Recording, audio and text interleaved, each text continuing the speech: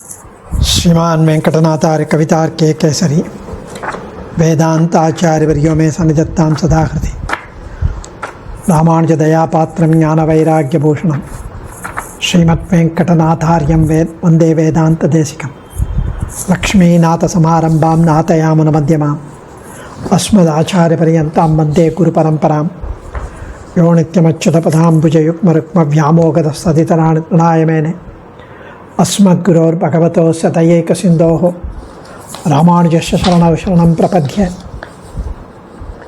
ஸ்ரீ ஜிதந்தே ஸ்தோத்திரத்தில் பிரதம ஜிதந்தே ஸ்தோத்திரம், முதல் ஜிதந்தே ஸ்தோத்திரம். அதில் 12 ஸ்லோகங்கள் இதுவரை அனுபவித்திருக்கிறோம். இன்றைக்கி 13வது ஸ்லோகம். ந காம கலுஷம் சித்தம் மமதே பாதயோ ஸ்திதம் காமயே வைஷ்ணவத்வம் து சர்வஜன்மசு கேவலம். ந காம கலுஷம் சித்தம் மமதே பாதயோ ஸ்திதம் காமயே வைஷ்ணவத்வம் து சர்வஜன்மசு கேவலம். அதாவது போன ஸ்லோகத்தில் தொத்கதோமே மனோரதா அப்படின்னார். துர்கதாவபி ஜாத்தாயாம் தொத்கதோமே மனோரதா.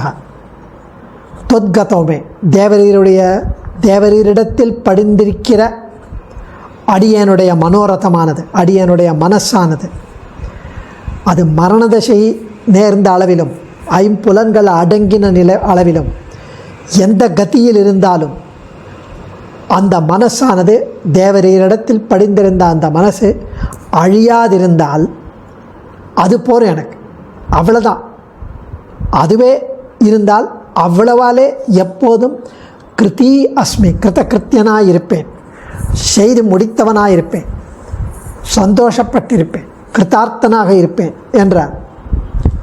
இப்படி துத்கதோமே மனோரதகான்னு சொல்லலாமோ அப்படின்னு கேட்டதுக்கு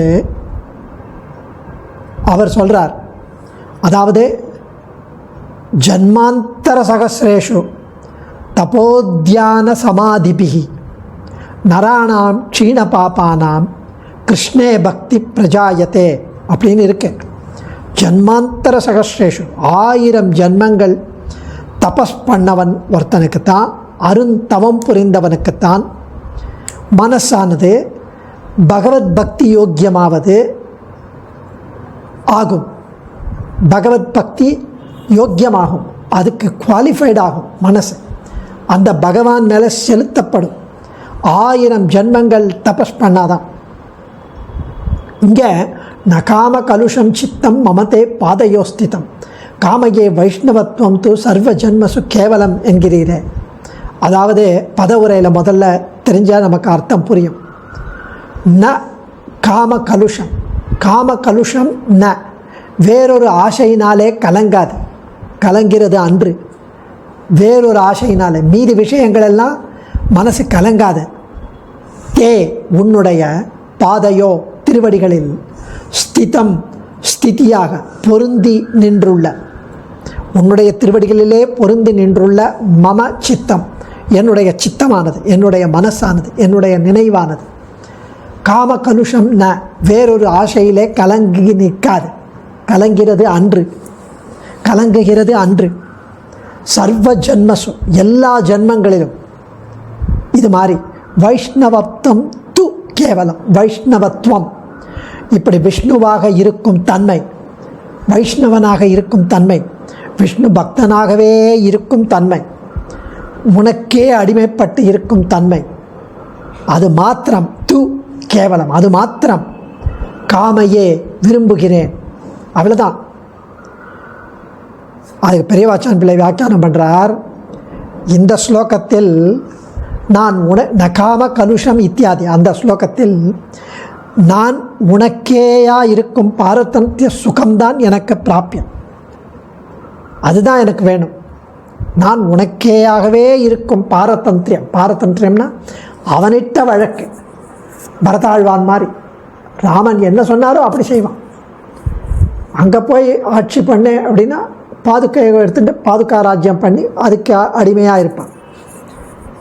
அதை விட சத்ருக்ன ஆழ்வான் பரதனோடையே இருப்பான், பரதனிட்ட வழக்காக. அப்படி ராமனிட்ட வழக்காக இருந்தது அந்த பாரதந்திரியம். அவரிட்ட வழக்கு ராமனிட்ட வழக்காக இருந்தது பரதன். அது மாதிரி பாரதந்திரியம், நான் உனக்கேயாக இருக்கும் பாரதந்திரிய சுகமே எனக்கு பிராப்பியம் என்பது இந்த ஸ்லோகத்தில்.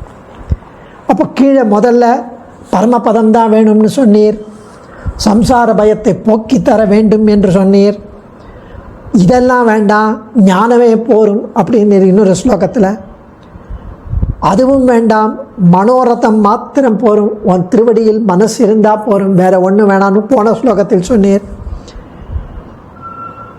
இப்போ பிராப்பிய விரோதியான ஜென்மத்தை அனுமதி பண்ணுகிறீர். ஜென்மத்தை பிராப்பிய விரோதமான மீதி ஜென்மங்கள் கொடுத்தாலும் வேறொரு ஆசை இல்லை, உன்னுடைய திருவடிகளிலே பொருந்து நிற்கிற அடியனுடைய மனசு அதுதான் எனக்கு வேணும் அப்படிங்கிறீர். ஏன் ஏதோ ஒன்றா கான்ஸ்டண்ட்டாக கேட்க மாட்டீரா? அதுக்கு அப்படின்னு கேள்வி வந்ததற்கு பதில் சொல்கிறார்.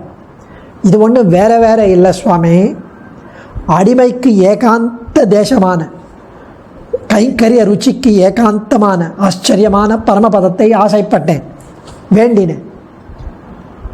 அடிமைக்கு விரோதி, இந்த பகவத் பக்திக்கு விரோதியான சம்சாரம் வேண்டாம் என்று சொன்னேன்.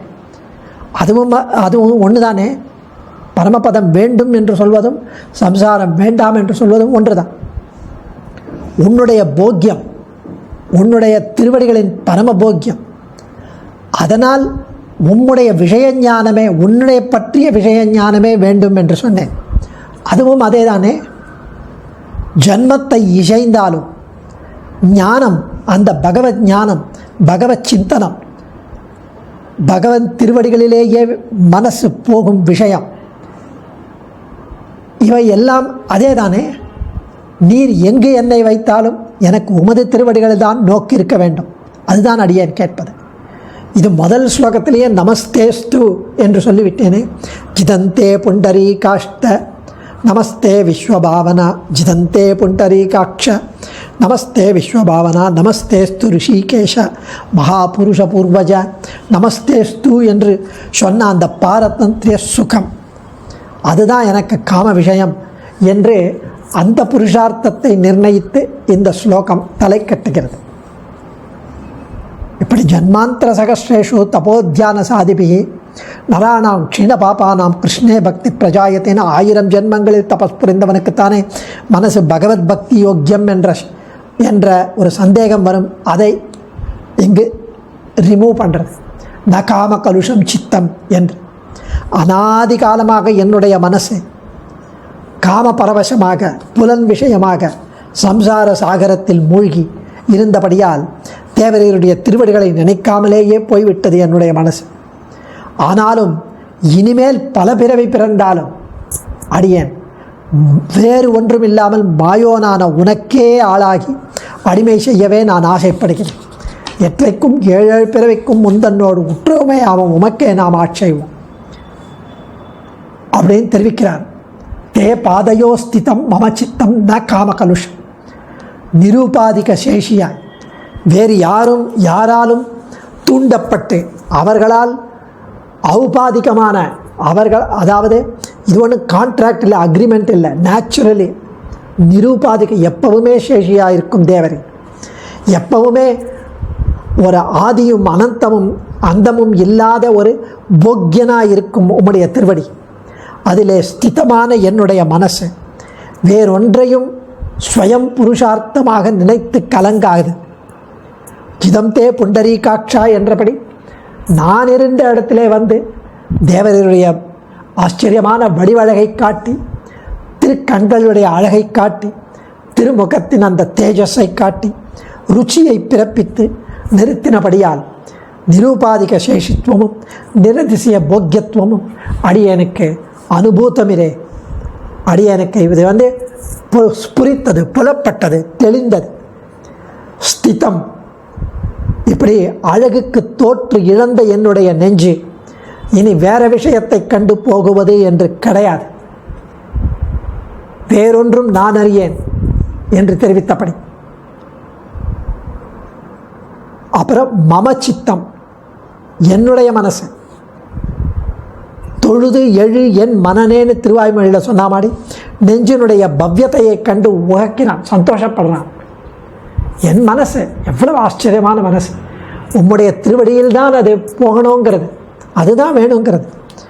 வைஷ்ணவத்வம் தூ, அந்த தூ சப்தத்தாலே அது மட்டுமே. வைஷ்ணவத்வம் என்பது பகவத் பாரதந்திரிய சுகம், ததனுகூல விருத்தி. ஏதம் ஆனந்தமயமாத்மானமுபசங்கிராமதி அப்படின்னு தைத்திரிய உபனிஷத் தெரிவிக்கிறது. ஏன ஏன தாத்தா கச்சதி தேன தேன சக கச்சதி.